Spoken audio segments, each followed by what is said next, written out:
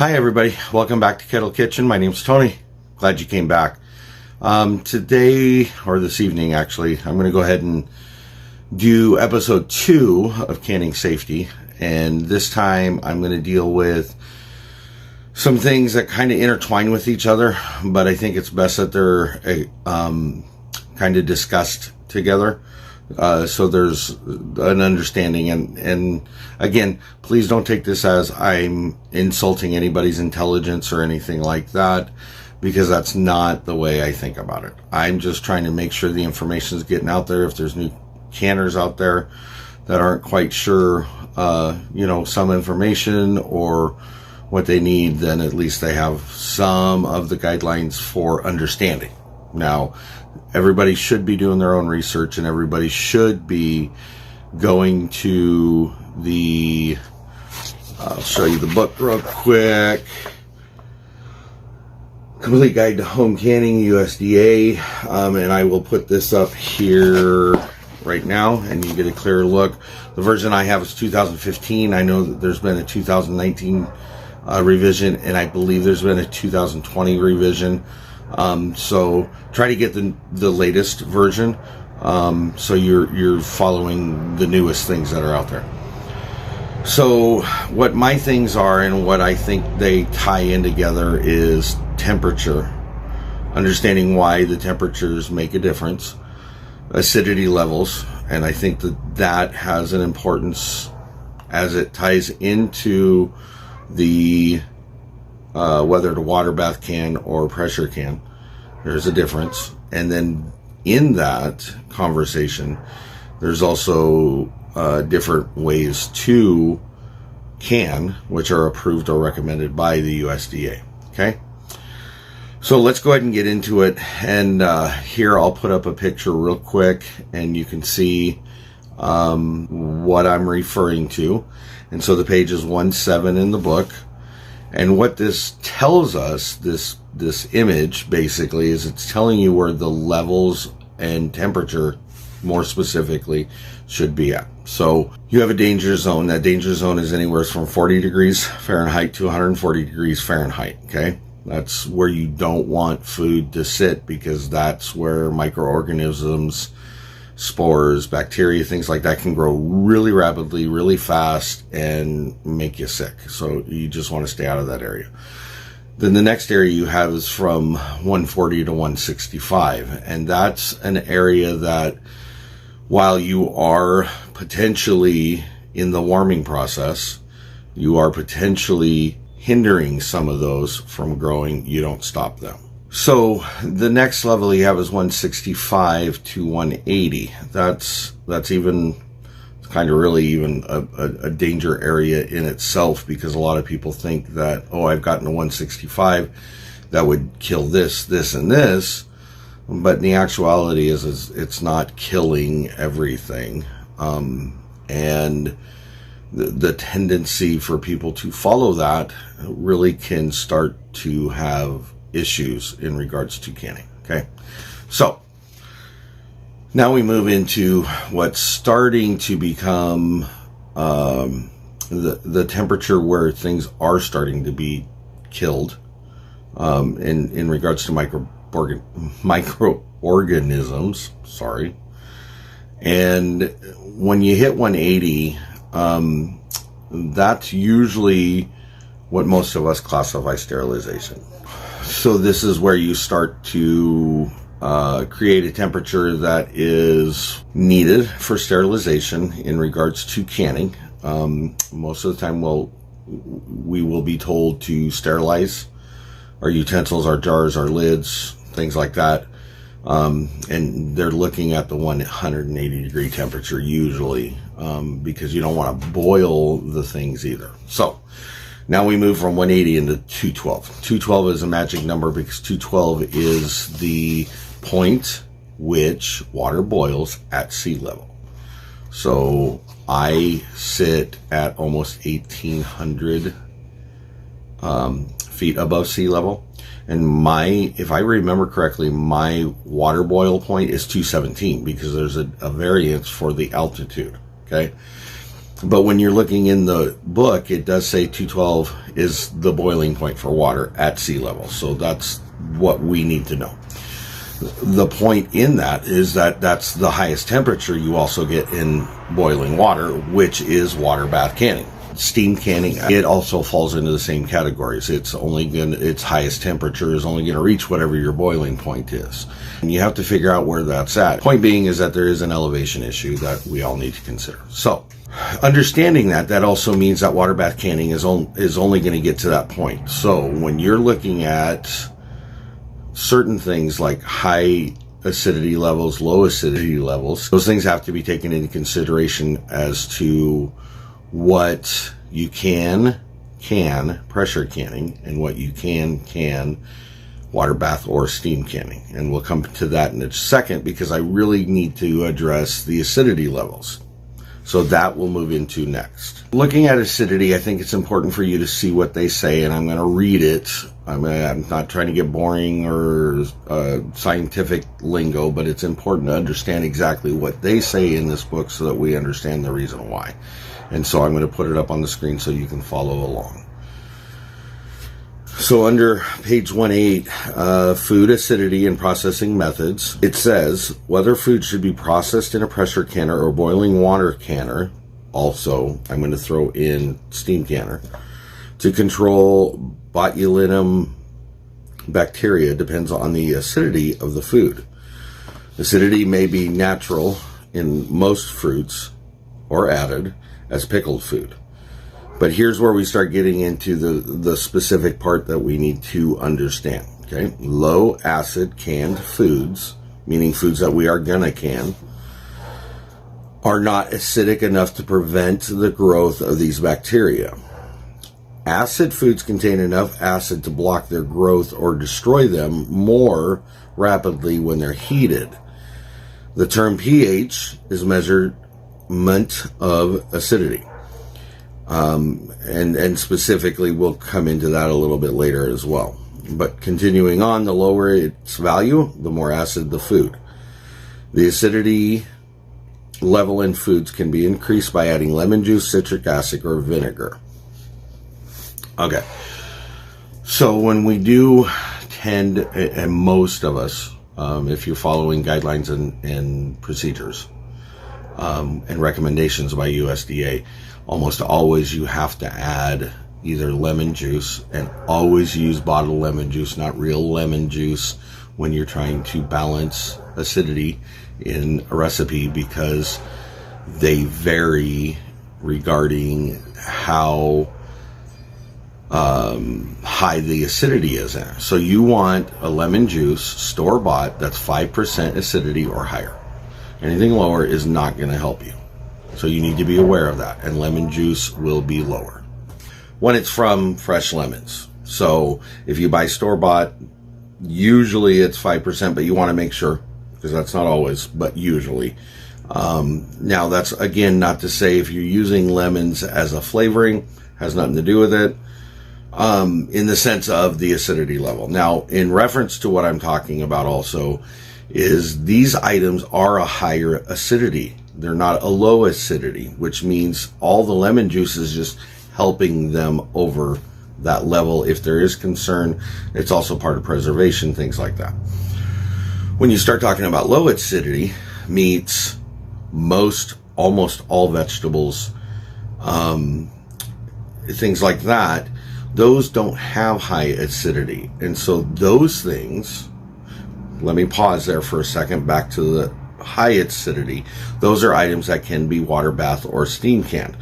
Now back to here, when you are talking about high or low acidity, those items have to be pressure canned, because the acidity level's too low for it to be done in a water bath canner properly and minimizing as much as possible the microorganisms. Now again, we're back to the temperature conversation. So when you're pressure canning, you're pressure canning to a temperature that rises between 240 degrees Fahrenheit and 250 degrees Fahrenheit. At that level, for the length of time that their tested research has showed them, it will kill those organisms. It'll kill the organism that creates botulism. All your spores have been taken care of, things like that, as well as making sure your seal's correct, making sure you've cleaned things off, make sure that the product you're using has been cleaned, those kinds of things. You know, all the things that we do with canning, this is where these things play a part into it, okay? I'm going to go back and I'm going to read what it says about low acidity foods or low acid foods, okay? Low acid foods have pH values higher than 4.6. They include red meats, seafood, poultry, milk, and other fresh vegetables except for most tomatoes. Most mixtures of low acid and acid foods also make pH levels above 4.6 unless the recipes include enough lemon juice, citric acid, or vinegar to make them an acid food. Acid foods have pH of 4.6 or lower. They include fruits, pickles, sauerkraut, jams, jellies, marmalades, and fruit butters. When we look at this, a high acid food or acid food is one that can be water bath canned. When we're talking about low acid foods, those have to be pressure canned. Okay. And again, anytime I refer to water bath canning, I'm also implying steam canning too. So the other thing that goes along with this is your times. Times play a part into this. I will leave a link down below to the complete guide to home canning from the USDA. So in order to attain the 240 degrees, 250 degrees, pressure canners have to be operated at anywhere in a range between 10 and 15 PSI. G they throw on, and that's with a gauge, okay? But that's the only way you attain that 240, 250, okay? Point being is that you have to get the low acid foods up to that level in order to kill off the bacteria which causes botulism as well as other things. So that's really where it comes down to. When we look at the studied, researched, tested recipes that are out there, most of them are tested because what they look at is the time frame it takes under these conditions with this food specifically. It will take anywhere from 20 minutes to 100 minutes. Point being is that if you were to take one product that is a low acid food, now this is just example, I'm not saying this is specifically the tested result, okay, but it'll tell you what I'm trying to say. If you take ground beef, okay, and you do it in a water bath canner, number one, it's never going to reach 240, 250 degrees because we already know that. I'm not going to kill off everything if I'm doing ground beef. And it's going to take 7 to 11 hours for that to process at that temperature. If you were to do 4 batches of ground beef, 7 to 11 hours each batch, you get where there's a problem, okay? But that's not the safety issue part of it. The safety issue part of it is you never reach the temperature. Again, water bath or steam canning. And steam canning is not supposed to be utilized if it's in a processing of more than 45 minutes. I do know that. But when you do it in pressure canning allows you to do it, as I said, in 20-minute to 100-minute levels. So you will attain the 240, 250 degree temperature, assuming most of the time it's going to be 250. That's what our ultimate goal is. In 20 minutes to 100 minutes, not 7 hours to 11 hours. So I hope you understand that's the difference. So when you look at tested, you're looking at all these different things, but the primary thing is what is the ingredient being used? Low acid, high acid, number one. In that also, is it something that can be canned?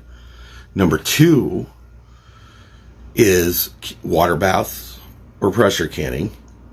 Number three, what's the amount of time of processing to kill all the bacteria necessary to not make somebody sick? And number four is the overall process has to be followed because of pressurizing.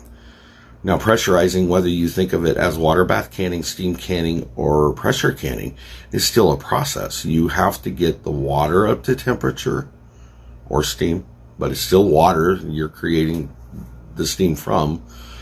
It has to get to a certain temperature. You have to hold it at a certain temperature, Then you have a process. You have a cool down process. That cool down process is very much a part of the overall process.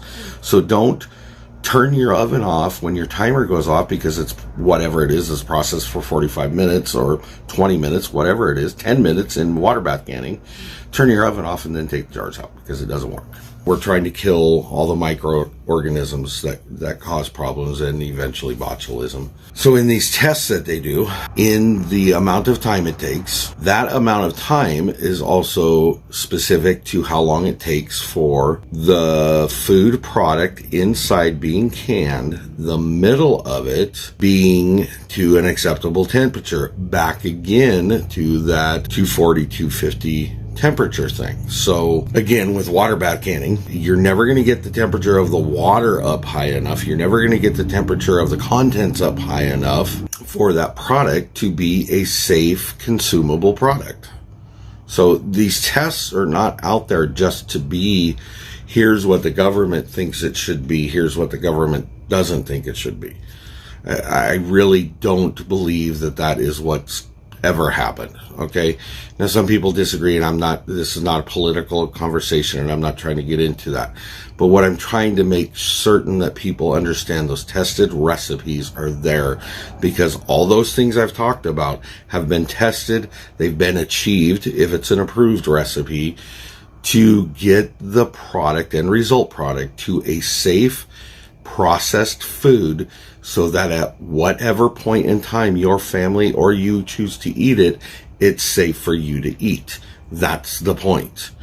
Going through and finding a recipe that doesn't fit to those specifications by an accepted, approved process, then create a food that is unsafe for you and your family to eat at some point in time, or could. So I hope this helps. I hope this clears up some of the conversation. It's not overly in depth. I'm not trying to be preachy. I'm not trying to be the technical scientist guy. That's not what this is about. I just want you to have a clear understanding as to why following tested recipes should be the rule, especially for new canners, because I don't want them to get through and think that they're doing something right and then find out there's a problem. And unfortunately, when you find out there's a problem, if it's by consumption, unfortunately, maybe that's too late. Now, there are times where you would find it differently. A seal didn't seal, you're going to find that hopefully before somebody consumes it. A smell, you're going to smell something before somebody consumes it. I get that. But if it's something that you can't see, you can't smell, and you consume it, safe, tested procedures. Okay? Again, I'm here to tell you, I've been doing this now 5 years, and I'm learning. I'm learning just like everybody else does. New canners, and myself included, you just gotta do what you gotta do, and you gotta follow the recipes if you don't want to take that chance. Now, again, there are some things that like I just said, I'm learning, and pressure canning is a good example of that. I've only pressure canned 4 things, and they've all been done in the last 3 months. So I'm learning. Moving into jiggler versus a gauge. That's a challenge for me, not necessarily the process, but it's something I've got to learn. I'm going to learn. I am learning. So again, I hope that this helps. I hope this is clear, gives people a clearer understanding. And again, this is 2. If you want to watch 1, go ahead and head up to the iCard right there. And I'll put a link into the episode 1 of this series. Any questions, please feel free to ask, because I will answer them as best I can. And if I can't find the information, I will try to locate it. So I hope this helps. You guys have a great day, and thank you for coming by. We thank you for stopping by Kettle Kitchen. If you like what you see, remember to hit the thumbs up, and don't forget to share. If you like the content, go ahead and subscribe and check the all reminder bell so you can be notified when a new video comes out. We would love to have you leave a comment, so please do so, and we'll return to your comment as soon as we can. Here's a video I think you might like, and thank you again, and have a great day.